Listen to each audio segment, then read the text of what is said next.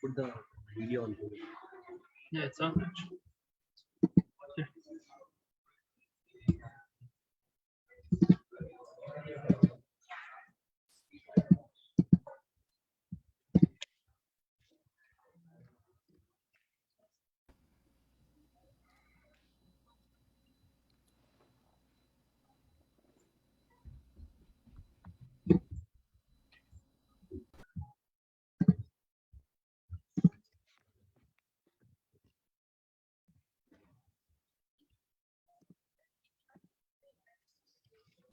Hare Krishna, Prabhuji. Hare Krishna, Dandavat Pranam. Please accept our humble obeisances. All glory to Sri Prabhupada. Please accept my humble obeisances too. Thank you for having me. You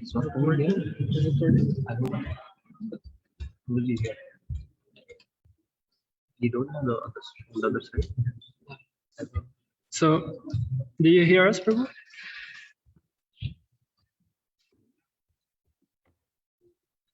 You can put the song on the big speaker.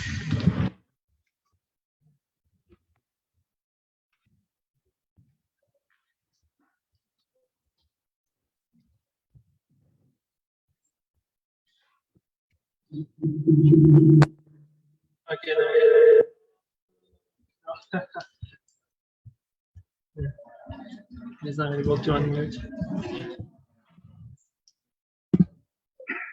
Here. Now I could. Thank you. Hare Krishna. Hare Krishna, Prabhu. Oh, I'm sorry. Is my voice audible? Yes, Prabhu. Right now we're just waiting. We're not putting you on the big speaker yet because while I'm speaking, it like interferes with the big tempo speaker. So right when we're gonna be done, maybe introducing you and speaking, then we'll pick with the big speaker. Otherwise, there's this crazy sound coming. Sure. But thank you so much, Prabhu, for accepting to speak. And it's so nice for everybody's excited. So, Hare Krishna, everyone. So today we're gonna hear from His Grace Amarendra Prabhu, that some of you might know.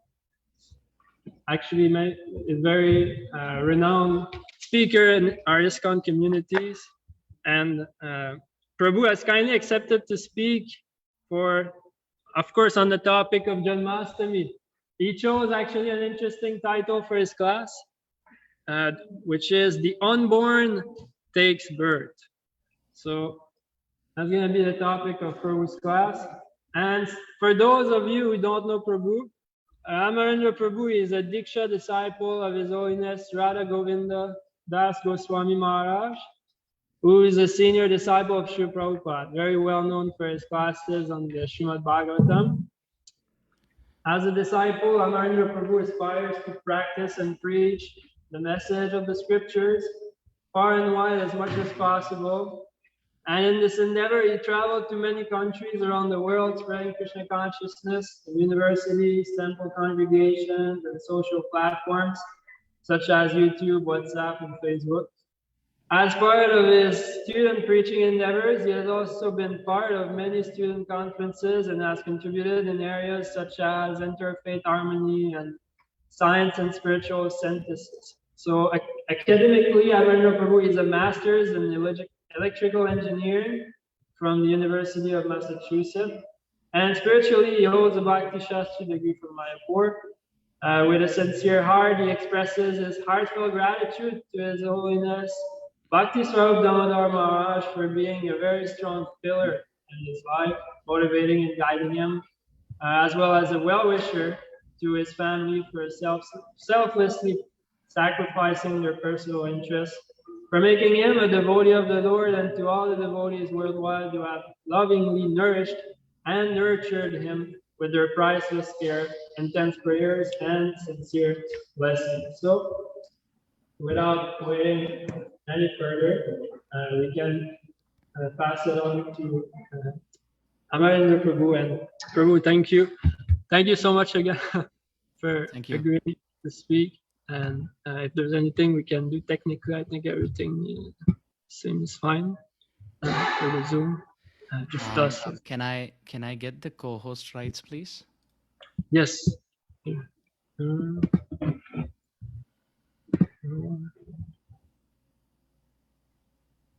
And there's make host. Is that it? Make co-host. There's not this option. No? Yes, Where? Okay. No, there's only make host. Is it okay? Yes. Can we make host? Yeah, you can either make me a host, or the host can make sure that everyone's on mute. Yeah, we put the parameters so that everyone enters is automatically muted and nobody can unmute themselves. Okay. If You you're can not also maybe put a spotlight on the speaker so that the video doesn't have the privacy settings is such that, because sometimes some may have their video on and the recording will catch all of their attendance also, and not all of them would be comfortable to have their recording put on social media. So yeah, now it's good. Because sometimes when it's not on Spotlight and it's been broadcast on YouTube and Facebook, it's possible that people from different places that they're joining in at different time zones, they may not be comfortable to be pictured in their videos. So thank you. Makes sense. Okay, well, thank you so much, Prabhu. I'm looking forward to it. Hare Krishna. Would you want to tell me something about the audience that I am speaking to? Is it Yes. if you can let me know, I will try to serve something in favor. Yeah, I mean, we're at, of course, this is our Sunday Feast program, actually, we're having. We have some, I think you were in touch with Samir Prabhu, who is sitting in white in front here, who's a senior Prabhupada disciple. Prabhupada instructed him to serve here in the temple, and he's been doing for so long. He's very kindly giving us the association and help in so many ways. And you were interacting with him. And yeah, I mean, I think many devotees here, they know about you and they're all very happy to hear from you, including myself. Okay. I just want to start off with a disclaimer that after all that introduction and the enthusiastic expectation, please everyone forgive me if I'm not able to serve you according to your expectation. So that's the disclaimer at the start of the class.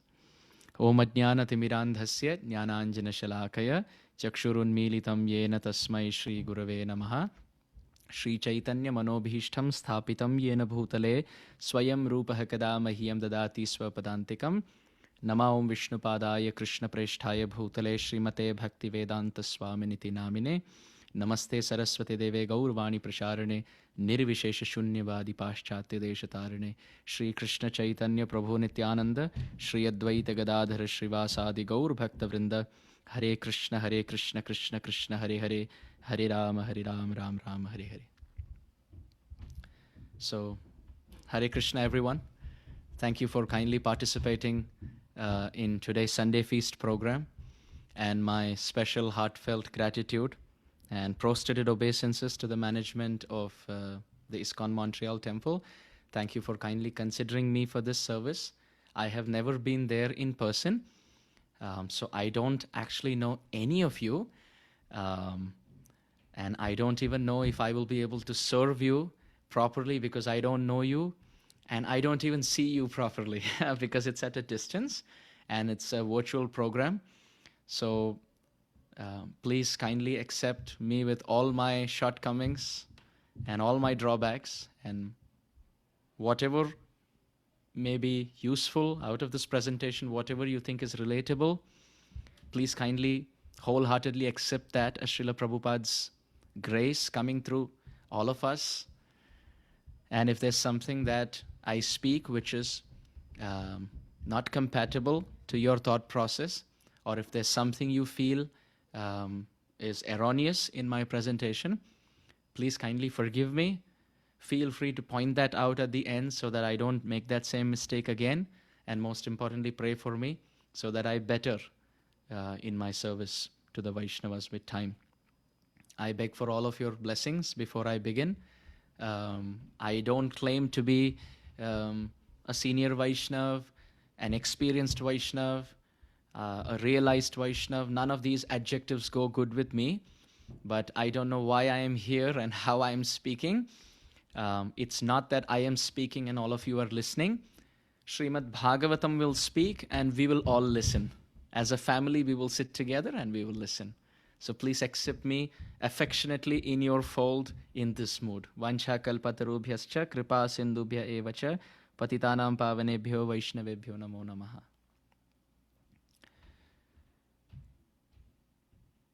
In the Srimad Bhagavatam, in the third canto of Srimad Bhagavatam, very specifically, there is a conversation between two great souls. One is the sage Maitreya, and the other is Vidura. And both of them are having a very historic conversation in the third canto of Srimad Bhagavatam. And the question has been posed by the listener to the speaker. What is the reason? Why is it that people in this world suffer? There could be so many details and so many elaborations on different reasons why people are suffering. Somebody could say it's because of health. Somebody could say it's because of a poor financial condition. Somebody could say it's because of illiteracy. Someone could say because of bankruptcy. Someone could say it's because of lack of food, water, and shelter. Somebody could say it's faulty health care. Somebody could say it's immigration. Somebody could say it's my spouse. Somebody could say it's my neighbor. Somebody could say it's disobedient children. There could be so many different details to our suffering. But the question asked here, what is the backbone? What is that one underlining principle? What is that one underlining reason why people suffer in this world? And as a response to this question asked, there is a very, very beautiful verse in the Srimad Bhagavatam that has been explained by Srila Prabhupada in a very systematic way. The verse in Sanskrit is as follows. Janasya krishnat vimukhasya daivat adharmashilassu dukkhitasya anugrahayeha charanti nunam bhutani bhavyani janardhanasya. The Bhagavatam describes Janasya krishnat vimukhasya daivat adharmashila su dukkhitasya. Very beautiful systematic presentation of why we suffer. The word in this verse for suffering is su dukkha. In Sanskrit, the word dukkha means suffering, and su is a prefix added to heighten the effect, which means too much suffering, intolerable suffering. Why are we suffering? Why is the word su dukkhita something that we all can relate to? The answer given in this verse is Urdharma. Because of breaking spiritual principles. When you jump the lights, you'll get a traffic ticket. You'll get a ticket by the cop.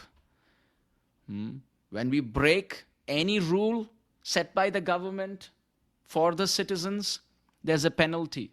We'll get penalized for it. When you have to buy something from a shopping mall or something from a store, there's a price tag to it. And when we don't adhere to that principle and we try to jump that principle, bypass that principle, skip that principle, then there's some penalty. There's some repercussion. There's some after effect. Similarly, this world also has some rules set up by the Supreme Lord. And the scriptures, the holy wisdom texts, called as the Vedas, the Bhagavad Gita, the Bhagavatam, etc. They are the rule books. They are the life manual by which they guide. They are the guiding principles for us. So when we break those principles, when we jump the lights, the traffic lights of those principles, then it's natural that we get penalized. So the Bhagavatam verse says, why are we suffering? Su dukkham, so much suffering because of adharma. Adharma shila. The word shila means character. Dharma means spiritual principles. And adharma means, or the prefix means to violate that principle. So when we have a character of being repeated offenders of that principle set up by the Supreme Lord, ordained and given in the scriptures, then we get penalized, and that is sudukham. Now then the question could be asked further, then who is that person who is adharmashilaha?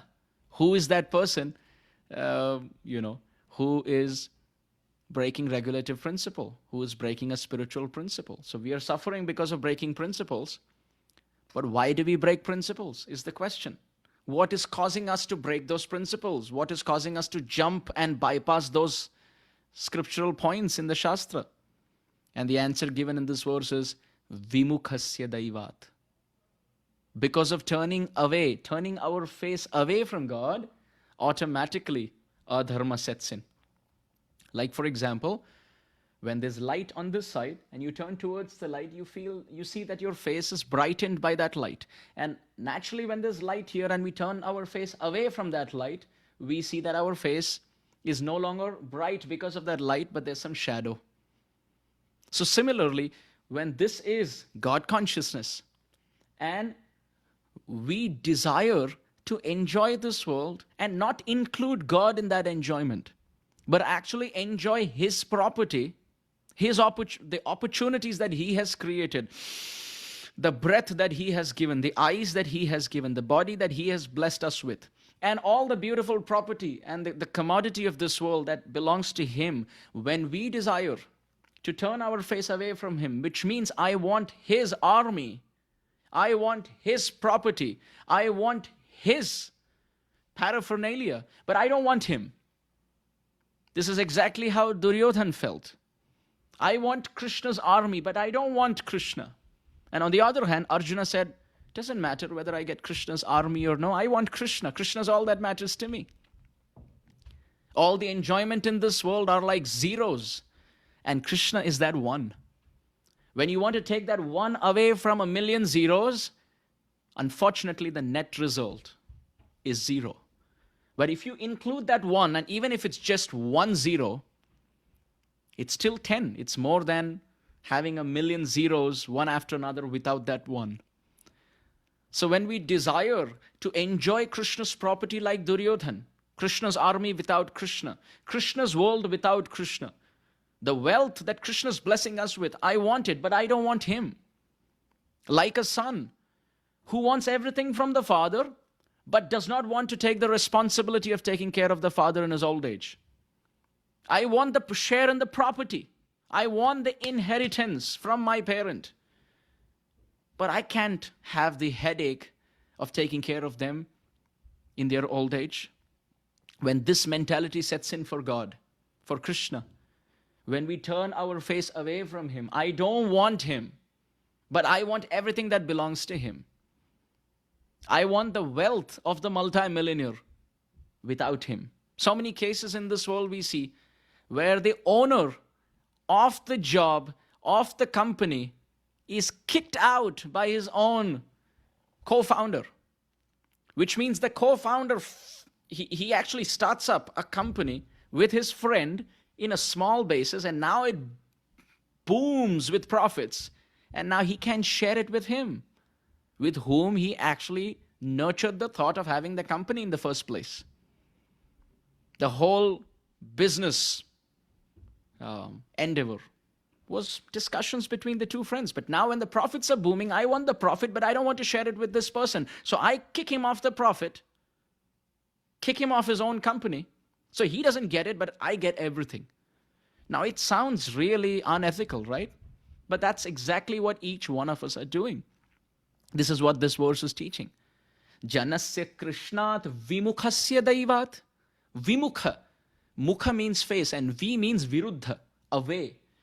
When we face away from God, automatically the desire comes to enjoy whatever is there in my proprietorship, in my availability.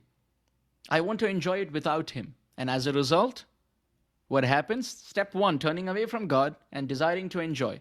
Step 2, breaking principles of disciplined dependence on God, ordained in the scriptures, and jumping all those traffic lights. And step 3, there is penalty and there are tickets which cause suffering.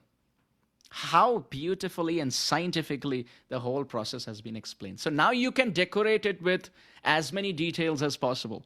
Whether it's healthcare, whether it's spouse, whether it's marital problems, whether it's in-laws, whether it's children, whether it's immigration, they're all details. But that is causing us from, or stopping us as a hurdle from enjoying something that we want to enjoy in the absence of God. So therefore, great souls, when they come in this world, they burn in compassion, seeing the suffering of others. Anugrahayeha charanti nunam bhutani bhavyani janardhanasya. That's the second part of the verse. After explaining the problem statement, what's the solution? That solution is also given. Our scriptures never pose a problem and just leave us in a problematic situation without suggesting a solution. And not a proposed solution, a sure shot, exact, well-defined, historically proven, scientifically applicable solution. Applicable for all at all times, place, circumstances, irrespective of caste, creed, and nationality. What is the solution? The scripture says, great souls, Mahabhagavat Vaishnavas, Acharyas, when they come in this world, they can't tolerate that people are suffering in this world. And to mask that suffering, they're taking drugs. They want to go high for some time, and then again reality hits them. Look at how many people are alcoholic, how many people are drug abused, how many people are taking shelter of Netflix and television and movie and sex life, and eating luxurious food, dressing in a super exuberant manner, living in a rich life, trying to mask the suffering. It's almost like a painkiller. Your suffering doesn't end. The problem doesn't go away. It's just that you don't feel it for some time. But then when the effect of the painkiller goes away, it hits us back. So it's not solving the problem. So great souls, when they come in this world, they just don't give makeshift, temporary solutions. They want to solve the problem. And what is the problem?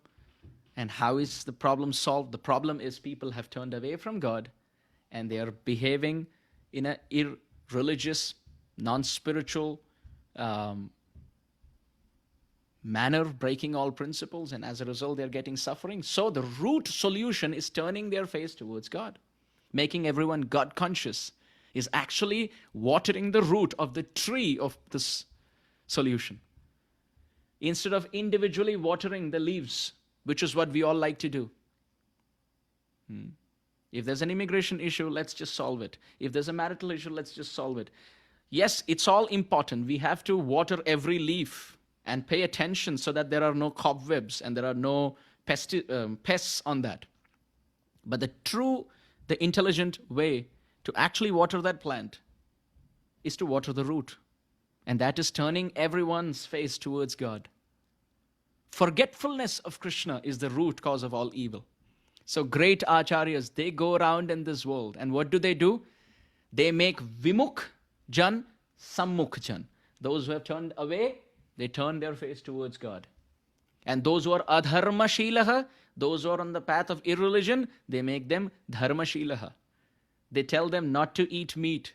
They tell them not to drink. They tell them not to have multiple sexual connections outside the marriage. Not to have intoxication, not to have drugs. Not to eat this, not to drink this, not to live a life like this. They give clear prescription. Srila Prabhupada was uncompromising. When Prabhupada came, he was not a yes man to the society. He was not a person looking for name, fame, popularity, just to get the attention of everyone and get the numbers of following. That, well, let me just compromise and do whatever you like. Just follow me. This was not what Prabhupada advocated. He knew that he was coming to give a diamond.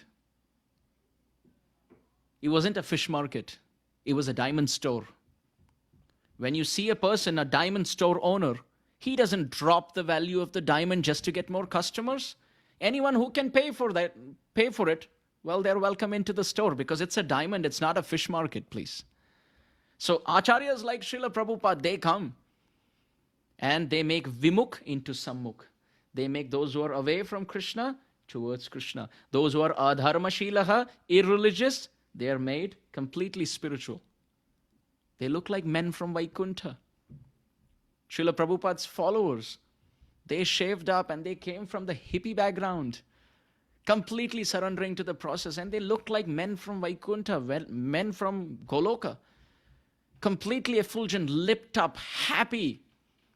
And the Su-Dukkhita become Su-Sukham Kartum Avyayam. Those who are suffering become completely blissful. And not just that, they're not just blissful, they are recipients of the mercy. Now they become empowered representatives to make others blissful. Srila Prabhupada's disciples, 50 years they have been chanting the same mantra, reading the same book, staying in the same temple. And they don't get paid. Why are they? What's the inspiration? Why are they doing it? It's not a job, it's service, because it's fulfilling their heart. That vacancy, that vacuum in the heart which no relationship of this world, no circumstance of this world, no position of this world, no property, no object of this world can fill in, that is being filled by Krishna consciousness. That is being filled by Krishna consciousness. You see, in India, I don't know how many of us can relate to this, but those from India, you may probably understand what I'm talking about, but others can also get the crux of the matter. You have the biggest gathering of devotees, and not just devotees, people from the yogic background and those from other paths of spiritual practice. It's called the Kumbh Mela. It happens, after a certain interval in different places around India, and people take the sacred holy bath. So in Kumbh Mela, millions and millions of people come, because they all want to get purified by taking that holy dip. And as a result, it's natural, unfortunately natural, that many times the children get separated from their parents. And then there's a lost and found center, which constantly keeps making announcements that there's a child here. Is any parent looking for a child who's wearing, let's say, a red t-shirt and a blue cap or something like that? Or if there are parents in the lost and found center looking for a child, they make announcement, is this certain child able to hear us? Your parents are here. Their names are so and so. And these centers are really doing the greatest service in the Kumbh Mela, because they bring people who are separated and lost together. Where am I going with this example?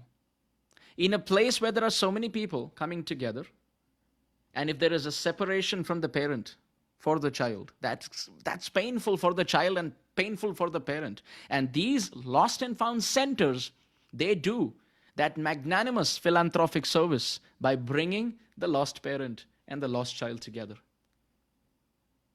Our Krishna consciousness movement is that lost and found center in the Kumbh Mela of this world. Our eternal parents, Radha and Krishna, the Supreme Lord, and we as the lost sons and daughters, children, we are suffering and the Supreme Lord is suffering. He's suffering because he's the parent, and we are suffering because we are the children. And now, what's worse is that the parent still remembers the child, but the child, because of making so many relations in this world, has forgotten about his eternal relationship with his Supreme Father, Krishna. So ISKCON and our parampara, this Krishna consciousness movement, is actually a lost and found center of connecting the lost sons and daughters, the lost children, which is jivas, back to the parent, which is Krishna. And isn't that the greatest service possible? Oftentimes people talk about philanthropic social service. It's wonderful. We are not against it. It's wonderful to feed the poor and to help the needy. But you can feed the belly, but he's going to get hungry again, and again you'll have to feed, and it's wonderful. Krishna Prasad is also a means of preaching. But ultimately, if we can connect the soul back to his multi-billionaire and trillionaire father, who's Krishna, then he can feed his son, which is the jiva, way better than what I can. If there is a son who's lost the connection with his father, let's say because of a gathering like this, and he's crying, you can think that probably he's crying because of stomach pain. And you can give him medicines, but that's not going to solve the problem. You can give him a sandwich. It may help him temporarily, but that's not going to solve the problem of being separated from the Father. You can give him a chocolate. You can give him a balloon. You can give him some toys. Trust me, none of that's going to work. You can give him a good jacket. He may like it for some time. You can give him shoes which have lights when you walk and use them. But ultimately, it's not going to solve the problem. But if you can just connect him to his Father can give him all those shoes and all those balloons and all those cakes and everything, way more than what we can. And actually, it fills in the vacancy and the vacuum in the heart of the Son. This is what the greatest philanthropic work ever to be done in this world. To personally be connected to the Supreme Lord and help in connecting others to the Supreme Lord. So how do these great souls do it? So in our discussion, just to put things in perspective, we said, because of turning away from God, you desire to enjoy this world, and as a result, we jump through the lights, traffic lights of the scriptural rules, and as a result, we suffer. So we said that great souls, they come and they turn the face of the jivas towards Krishna. Now the question is, how do they do it? Like, do they physically move the chin? That's not going to work. How do they turn the face of the jiva towards Krishna? From being completely looking towards in the opposite direction, how do the great souls move the perspective of a conditioned soul to God conscious? How do they move the consciousness of the living being back to Godhead? That is also given in the 4th canto of Srimad Bhagavatam. Our Srimad Bhagavatam has everything. We just need to tap in the right frequency of sincere study, and everything is available. Srila Prabhupada has given in his purports. So in the 4th canto of Srimad Bhagavatam, the solution has been given as to how great souls help suffering mankind by turning their face towards God.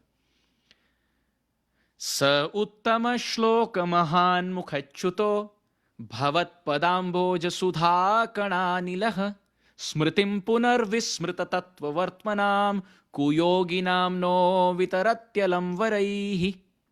The Bhagavatam describes that these great souls, mahan mukha, through their very glorious, exalted mouths, what do? Chuta, they emanate. What do they emanate? Of course, they speak Krishna Katha. But look at how Srimad Bhagavatam coins the whole process. Srimad Bhagavatam has termed it as the great mouths, the glorious mouths of the great souls. It has something constantly dripping out of their lips, out of their mouths. And what is that? It is breeze. Now, it's our experience when people talk, anyone talks in this world, there's inhalation, exhalation to the nostrils, and there's also some air, some breeze that comes through the mouth when we emphatically speak. So great souls, when they speak, there is some anila. Anila means there is breeze. There's some kind of breeze which comes from their mouth. What is it? Bhagavatam says, that breeze carries the saffron particles, dust particles, from the lotus feet of the Supreme Lord. We know when there is a lotus, you oftentimes see there are dewdrops, and at the same time there are also in the whorl of the lotus, you can see some particles in a lotus. So similarly, the lotus feet of the Lord will also have some saffron particles of His glory, and that is carried through the breeze of the lotus lips of the great souls, which means they carry the glorifications of the Supreme Lord. And that is very poetically described as through the breeze coming from the exalted lips of the great souls, the breeze carries the saffron particles. The Sudha Kana Anilaha. The breeze carries the Sudha Kana, the nectarian saffron particles from the lotus of the Lord's feet in the form of His glorification.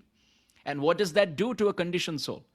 Smritim punaha visprita tattva vartmanam. Those who have forgotten Krishna, constantly hearing about Him.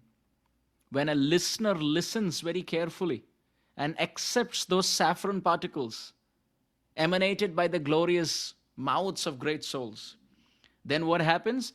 those saffron particles of the Lord's glorification, when it enters the ear hole of the listener, those who have forgotten God, when they listen carefully for a long time, sincerely, then punaha smriti, then their memory, their attachment, their relationship with the Supreme Lord is revived. So therefore, when great souls walk around this world speaking about God, speaking about Krishna in a selfless manner, they don't expect anything, any reciprocation in return, but only to do good to the listener. When they speak out of their affection for God, what comes out of their lotus lips is only pure, unadulterated nectar. And when it is accepted by the ear holes of a sincere listener, then those who have forgotten God, punaha smritim, they revive their realization, they revive their relationship with the Supreme Lord. So therefore the Srimad Bhagavatam says, the greatest, bhuvi grananti ye bhurida jana, the greatest service that we can do to this world is to hear Krishna Katha, accept Krishna consciousness, try to practice it to revive our God consciousness, and also help suffering mankind. This is the greatest service to be done. Why am I speaking all this? What is the train of thought when we speak all this? The Bhagavatam describes in this regard, Sopashrutya mukundasya rupa virya gunashriyah grihagatairgiyamanas tammene sadrisham patim. The Bhagavatam describes with respect to Rukhmani's pastime, that Rukhmani, she never saw Krishna, absolutely never met Krishna. But great Vaishnav preachers, griha agataihi giyamana, they would come to her home and constantly speak about Krishna. This is why we were discussing for the last 30 minutes on the glories of great souls. Great preachers would come to the house of Rukhmani Devi. We all know Rukhmani to be the queen of Krishna in Dwaraka. But she never saw Krishna. How did she get attracted to Krishna is actually a very hope-giving pastime, because we also don't see Krishna. Sometimes people ask this question, how can you serve and fall in love with God whom you can't see? Well, the pastime of Rukhmani is a wonderful example to seek inspiration from. How did she fall in love with Krishna? She didn't go to any Hari Katha. She didn't go to any program. She, of course, didn't even know about it. But griha agatai giyamana. Bhagavatam very beautifully in the usage of the Sanskrit words describes griha agatai. The great souls came to her home and then they preached. So in this way, there are many Rukhmani-like sincere souls waiting to marry Krishna in their heart through Krishna consciousness, but they don't even have an opportunity. So we, griha agatai giyamana, we have to go home to home, door to door, street to street, city to city. Prithivite achajate nagar adi gram sarvatra prachar hoibe moro naam. Sriman Mahaprabhu said, we should go. Like these preachers, we should go to the homes and speak Krishna Katha. It's possible. Thousands and thousands of souls who are like Rukhmani, ready to embrace Krishna in their heart as their eternal husband. They want it, they're searching for it, but they don't have an opportunity because there's no preacher. They don't know where to go. But if we go and facilitate, if we can be the bridge between the many devotees in the future, prospect devotees and Krishna Katha, then we become the recipient of the Lord's grace. So great Vaishnava Acharyas would come to the house of Rukhmani, and what would they speak? They would speak Mukundasya Rupa Virya Guna Shriyaha. They would speak about 4 things about Krishna. Krishna is called Mukunda. Very, very famous name of Krishna, Mukunda. In fact, there is a whole book on that name, Mukunda Mala Stotra, by King Kulashekara, translated in English by Srila Prabhupada and his disciples. So what does the word Mukunda mean? The word Mukunda has one meaning as Mukti Pradata Sarvesham Vishnureva na Samshayah, that Lord who is the giver of liberation. But apart from that, the word Mukunda has one more meaning. He whose smile and whose loving face is so beautiful that the Kunda flower, you see, Kunda flower is a flower in Vrindavan. It's considered to be very beautiful flower. But Krishna's smile, Krishna's face is so beautiful that the Kunda flower also hangs his head down in shame because he can't match the beauty of Krishna, Mukunda. Or another meaning, when Krishna smiles, his teeth are so white and beautiful as if there are arrays and rows of the bud, Kunda bud, the flower in its bud form, it's white, as if the buds of those flowers have been arranged in a row form. So Krishna's mouth, Krishna's smile is so beautiful. It seems as if small, tiny, white, attractive, beautiful buds of the Kunda flower have been arranged in his smile. So that Mukunda, that Krishna, he who was so beautiful, 4 things about him the preachers would come and speak to Rukhmani. Rupa, Virya, Guna and Shriyaha. Rupa means his beautiful, uncompromising, unparalleled, unprecedented form. Virya is his strength, his prowess, his chivalry, his bravery. Guna means his character, and Shriya means his wealth. Now these were the 4 things which attracted the affectionate chords of Rukmini's heart towards Krishna. About Krishna's form, it has been described that Krishna in Dwaraka had a whole assembly called as the Urdharma assembly. And anyone who entered the assembly to speak their problems out so that they can get the solution from the king, who's Krishna, they would forget all their problems in the assembly. They would never grow old in that assembly. They would never get thirsty or hungry or even sweat in that assembly. If there are cases being discussed in the Urdharma assembly, let's say for even 2 years, the person will not grow old in those 2 years. Then what to speak of Krishna, who is actually presiding over that assembly? Krishna is ever youthful. That's how beautiful his form is. This is as far as his form is concerned. Kandarpa koti kamaniya vishesha shobham. Millions and millions of cupids, gods of love in this world, they fall flat on their knees looking at the beautiful form of Krishna. That is the description of his form. There can be so much said about each one of these 4, but very quickly to see, at bird's eye view, that is as far as the form is concerned. Then as far as his strength is concerned, Krishna is so powerful. When Krishna was marrying a queen called Satya, it was very interesting. Satya's father had a condition that anyone who wants to marry my daughter Satya will have to enter a cage and fight 7 bulls. And those bulls were all like, humongous lions in themselves. So anyone who is powerful enough to battle those 7 bulls all at the same time and come out alive can marry my daughter Satya. Krishna agreed. Krishna entered the cage, and all the 7 bulls recognized that this is the eternal Lord of our lives. The bulls sat down on their legs and offered their obeisances. They bowed their head in obedience. And Krishna won the hand of Satya without any opposition, without any fight. This is the prowess of the Supreme Lord. At the age of 7, he could lift up a mountain like a child picks up a mushroom, writes Srila Prabhupada. What about Krishna's character? The 3rd point. Chaitanya Charitamrita describes, Rakhite tomara jivan, sevi hami Narayan, tara shakti ashe niti niti, tuma sane krida kori, niti jao jadupuri, sei tumi mane mor spurti, hai re, sei more mano mor spurti. In the Madhya Lila, it has been described the meeting of Radha and Krishna after Krishna left Vrindavan. After 100 years, Radha and Krishna met. And Radharani asked Krishna, I am surprised how I am alive in separation from you.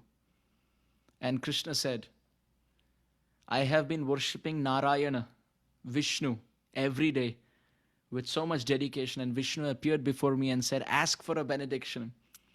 And I said, I don't want anything for myself. Please keep all my devotees who are burning in separation from me, please keep them alive, but start from Sri Radha. And O Radha, O Radharani, this is why you're alive, by the blessings of Vishnu. So Krishna's character is such that when he worships also, he doesn't ask anything for himself. He's asking only for the protection of the life of Srimati Radharani. This is his character. And what can be said about his wealth? Krishna, according to the Bhakti Rasamrita Sindhu of Srila Rupa Goswami, Krishna gives millions and millions of cows in charity from each of his 16,108 palaces every day. Krishna has 16,108 palaces, and from each of his palaces he gives millions of cows in charity, and every day. So we can estimate his wealth by that. Nowadays, even to find so many cows to give in charity is difficult, because all the cows, unfortunately, are in the slaughterhouse. So when great souls like this, they would come to the house of Rukhmani, and Griha Agatai Giyamana, they would sing Mukundasya Rupa Virya Guna Shriyaha. They would speak about these four things about Mukunda. What would happen at that time?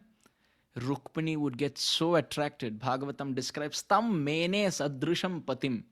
That is when Rukhmani accepted Krishna as her master in her heart, just by listening. Dear devotees, this is a historic moment in the life of Rukhmani. We have to understand the context. Rukhmani has 5 brothers, and they all have names with Rukhma. Rukhmi, Rukhmamali, Rukhmakesha, Rukhmaratha, all different names like this. And Rukhmani is the sister. Their father's name is Bhishmaka, and Bhishmaka is the king of a province called Vidarbha. Rukhmani in her heart wants to marry Krishna. And she tells her father, Bhishmaka, and Bhishmaka is fine with that. All the relatives are okay with that. But however, Rukhmani's brother, Rukhmi, is like a weed in the whole plan. He's the central negative character in the whole plan. He wants Rukhmani to get married to another demoniac personality by the name Shishupal. And Rukhmani is not ready to budge. She listens to all these beautiful, wonderful glorifications of Krishna from the souls magnanimous souls who walk into her house and glorify Krishna. And Rukhmani in her heart, she considers Krishna to be her master. Why is all of this very relatable to our life? Because we are like Rukhmani. We are not making a blanket statement of direct comparison. It's a symbolic representation to make a point that the soul is like Rukhmani, separated from Krishna.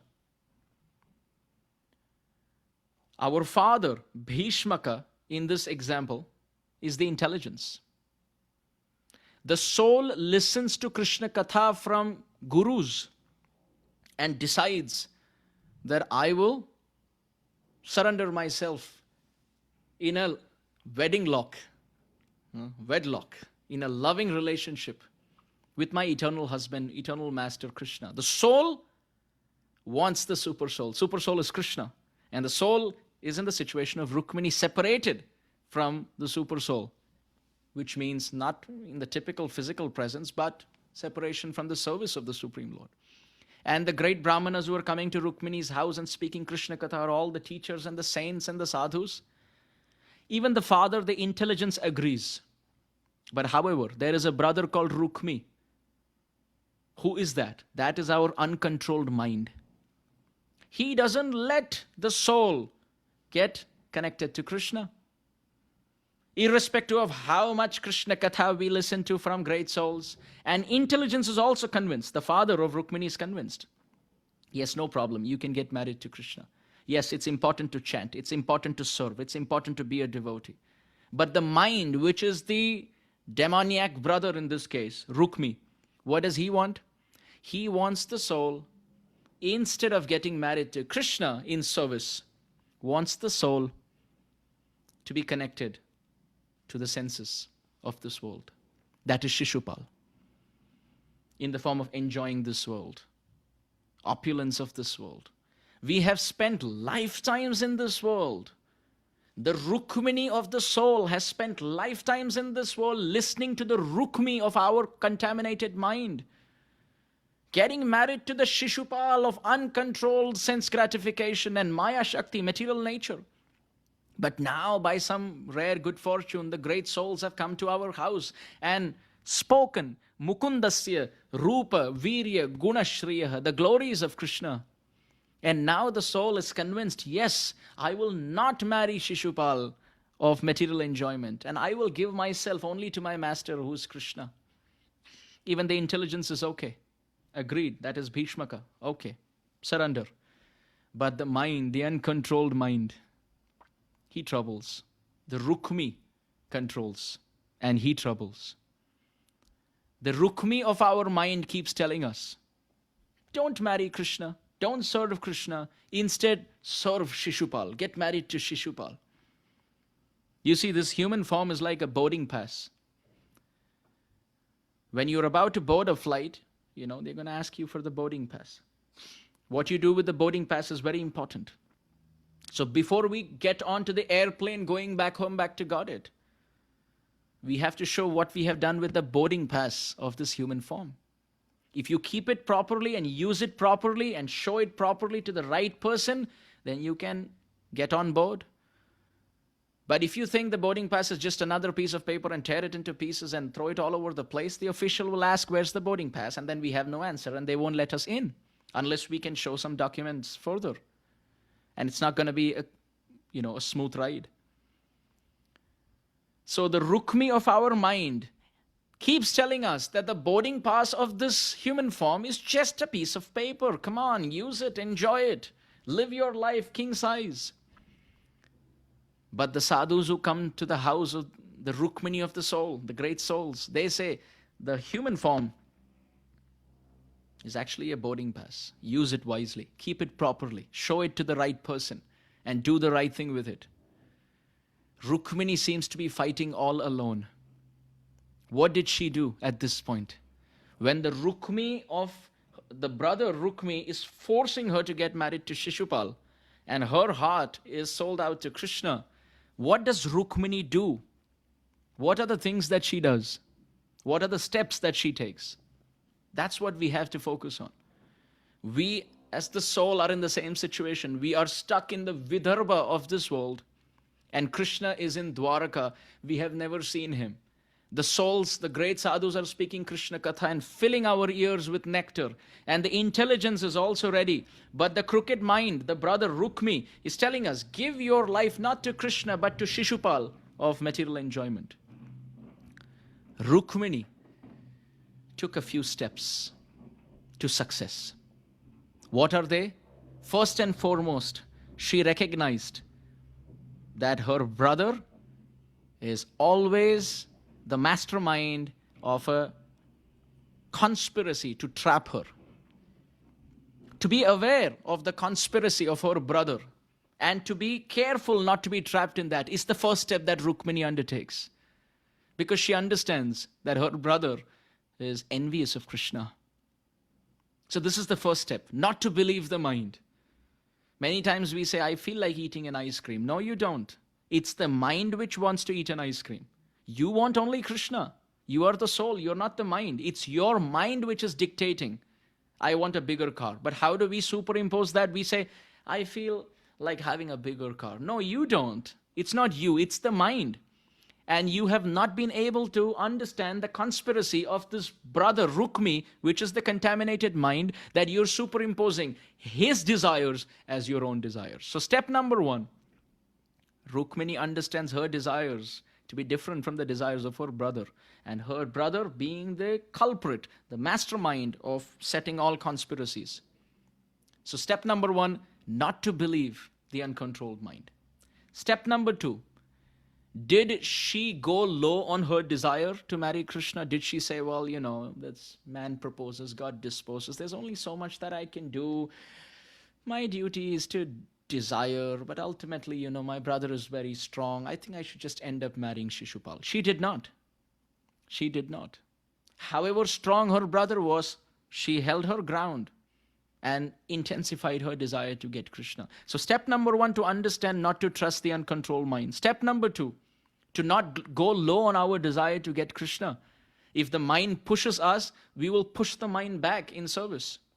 But we will not agree to the mind, because he is Rukhmi. He is Rukhmi. We will not take one step behind. We will not budge an inch. Our desire is to serve Krishna and meet him. We should never give up on that desire. Never, never, never, never, never. Imagine if there's a chaste wife to a wonderful spiritual husband. Let's say a Bollywood or a Hollywood star comes in and tells her, I want to marry you. You think the chaste wife will marry him? Even if he is very rich, even if he is very handsome, even if he is very famous, she will not, because she is married to her husband. Why will she even look at how famous or how handsome or how wealthy or how intelligent that person is? It doesn't matter. So she is chaste. And what are the signs? In the Vedic tradition, she has a Mangal Sutra and she has a Kumkum Sindur on her forehead. Similarly, we have the Mangal Sutra of our Kantimala and we have the Sindur of our Tilak. And we belong to our husband, Krishna, our master, Krishna. However attractive another person in the form of material energy, it could be our cell phone, it could be fame, it could be relationships, it could be anything, money. They are all temptations which take us away from our service to our master.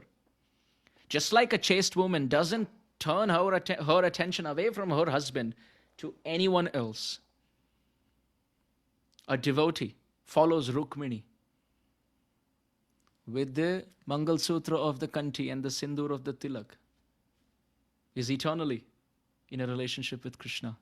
And however tempting the material circumstances are, doesn't give in to that. Step number 1, not to trust the mind. Step number 2, to be focused and not deflate our desire, to in fact intensify. Step number 3, what did she do? She wrote a letter to Krishna and gave it through those Brahmanas who came to speak Krishna Katha. So what does that show us? She can't leave the palace and go and meet Krishna, but the medium of interaction between Rukhmani and Krishna was that Brahmana who took her, you could call it a love letter. What does that mean? The living entity like Rukhmani cannot leave their boundaries and see Krishna, but the intermedium between the Jiva and Krishna, or Rukhmani and Dwarkadish, is the Brahmana or Guru Tattva. So step number 3, to offer everything, all our prayers through Sri Guru. We can't go and meet Krishna on our own. We need a spiritual master. We need the blessings of a spiritual master. This is the 3rd. And the 4th, Rukhmani did not procrastinate. Dhritam is the word used in the Bhagavatam. She was acting immediately on the edge of her seat, ready to serve Krishna. So if these 4 things are there, not trusting the mind, the wicked brother Rukhmi, standing our ground and intensifying our desire to see Krishna, going through the medium of the Brahmana or Guru Tattva, and 4th, not procrastinating. We may hear so much, but we will think that I will read Bhagavatam from tomorrow. I will start chanting from tomorrow. That tomorrow never comes.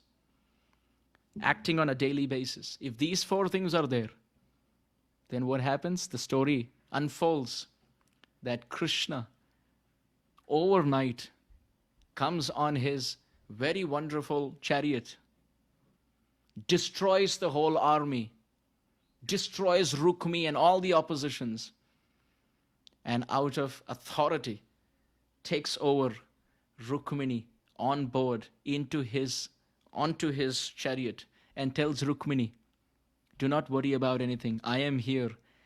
He doesn't say my army will destroy everything. he accepts her hand immediately on the chariot and tells Rukhmani, don't worry, your army is there here to destroy all oppositions.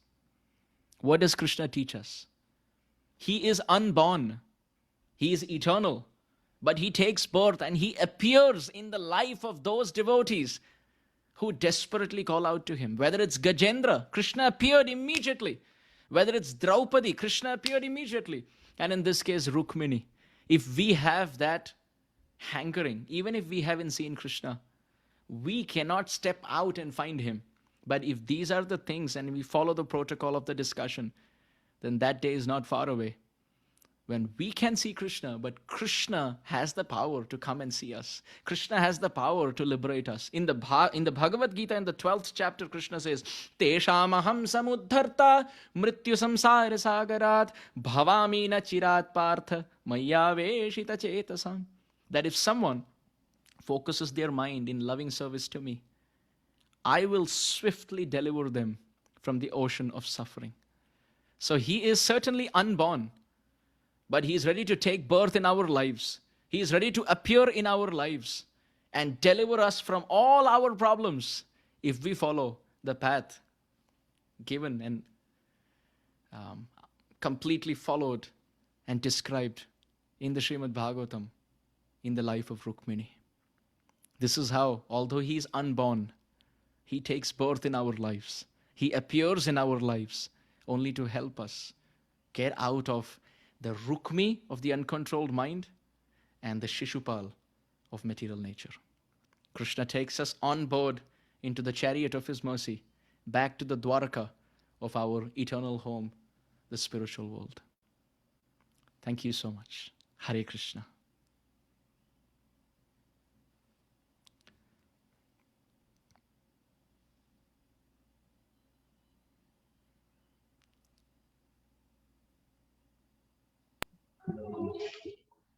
Hare Krishna Prabhuji.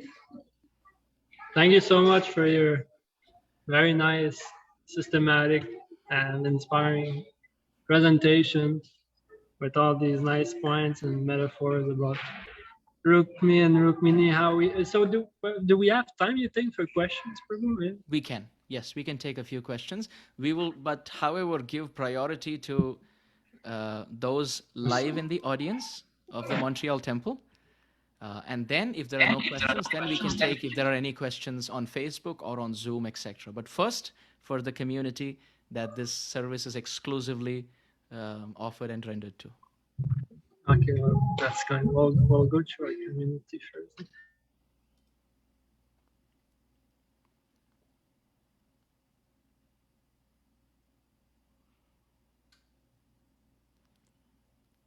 So Prabhu, maybe I can ask a question if that's okay.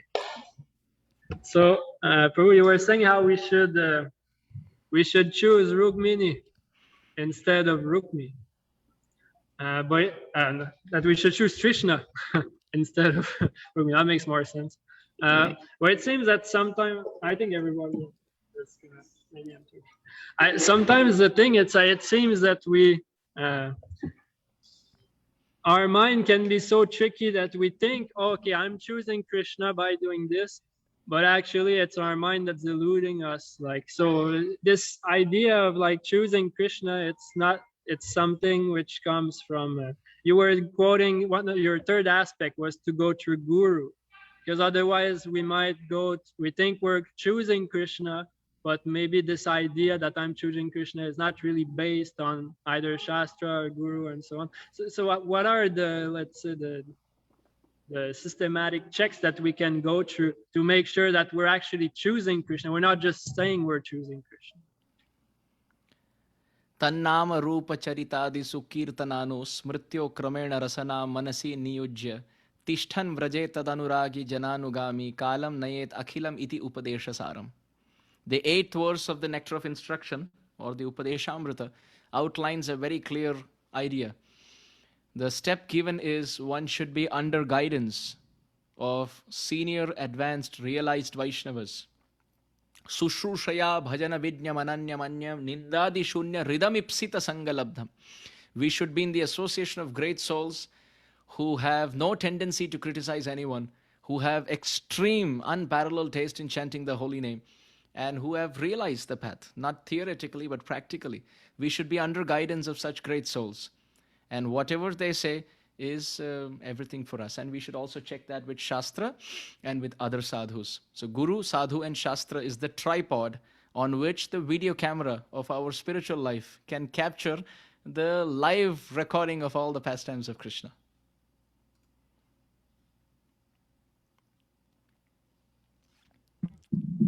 Thank you, Prabhu. That's very practical. 8 verse of Upadeshamrita plus Guru, Sadhu, Shastra. Thank you so much.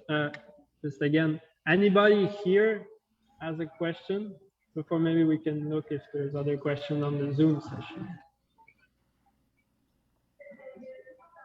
I think they're hungry for Sharam that's coming. I can totally understand. Please, dear devotees, please carry on with your prasadam plan, and please forgive me for I know how it feels when we are waiting for prasadam and the class never ends on time. So please forgive me for being boring, but I wish everyone all the very best for all spiritual endeavors. So absolutely, I can agree and understand. Well, still, still, Prabhu, we can see if there's some question in the other participant in the Zoom session. Sure. And if there's, I see a hand here. I'm going to ask to unmute. Okay. Hare Krishna, Devi. Prabhuji, are Ma Lakshmi and Rukhmani non-different from each other? The question is, what is the relation between Rukhmani Devi and Lakshmi Devi? So, our acharyas have described Ladhinera sar prem, prema sar bhav, bhavera parama kashta nama mahabhav, mahabhava swarupa Shri Radha Thakurani, sarva guna khani Krishna kanta shiromani, Devi Krishna Mai Prokta Radhika Paradevata, Sarva Lakshmi Mai Sarva Kanta Sammohinim Param. That the root of all concerts of the Supreme Lord and all the goddesses of the Supreme Lord is Srimati Radharani. She is the root.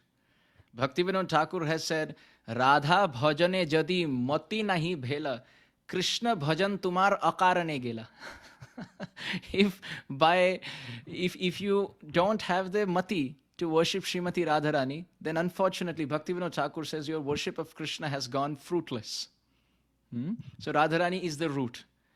And then from her body are Kaya Vyuha expansions. Her body expands in the form of her own Sakhis. Bahu Kanta Bina Nahi Rasera Ulhas. Only if Radharani is there, then it is nice, but it's even better when all Sakhis are there. So they all come from Radharani's body. And similarly, the expansions of those expansions are also there. The reflection of Radharani is also there. The shadow of Radharani is also there.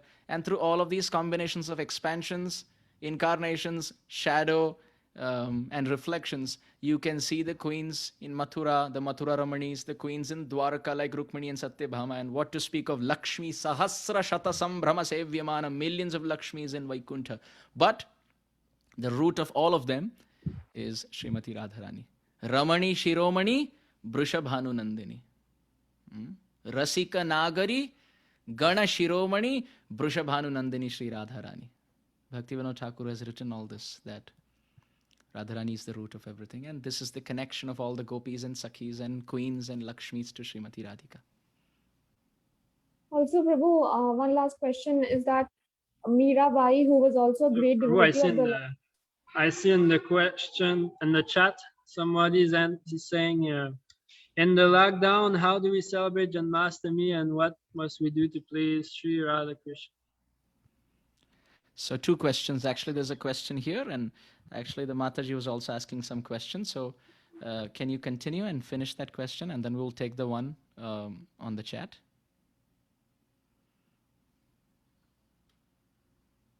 Okay, I think she's not able to unmute. Okay. So how do we how do we celebrate Janmashtami and what we must do to please Radha Krishna in the lockdown?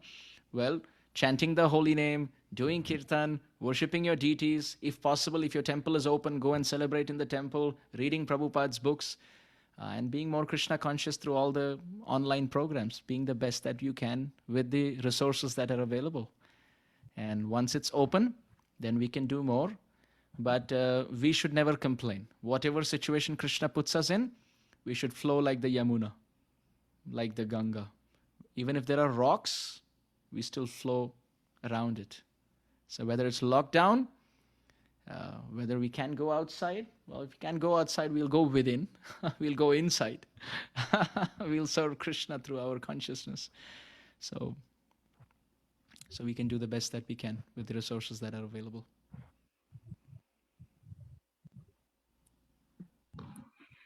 Thank you, Prabhu. So maybe we can take the last question. That's there. Sure, we can take one last. Srinidhi Vadi. I'm asking to unmute. Hare Krishna Prabhuji, Dandavat Pranam. Hare Prabhuji, Krishna. while chanting, what we should remember, Prabhuji? So the question is, while chanting the holy name, so what do we remember? Srila Prabhupada gave a very simple meditation prayer. Srila Prabhupada said, O Radharani, O Krishna, please engage me in the service of the Vaishnavas, or please engage me in your service. This is what we ask for. We ask for Seva Abhilasha, Seva Adhikara Diye Koro Nijadasi. This is our constant prayer. That, O Radharani, O Krishna, please engage me in your service and keep me in the association of very high-class Vaishnavas so that I can serve them and gain some inspiration to serve you through their heart. This is the simple, relatable, and really very esoteric at the same time also prayer given by Srila Prabhupada. Thank you, Prabhuji. Thank you so much.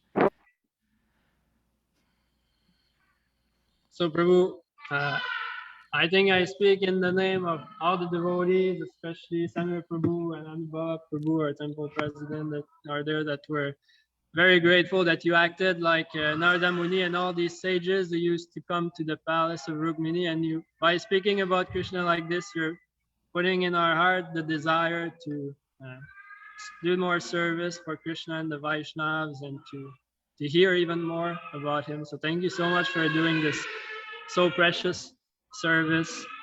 Chidama Prabhu was quoting the verse you were quoting, Burida. He was the best. That the best among men, what they do, they share the glories of the Lord. So thank you so much for doing this for us. We're just taking your service.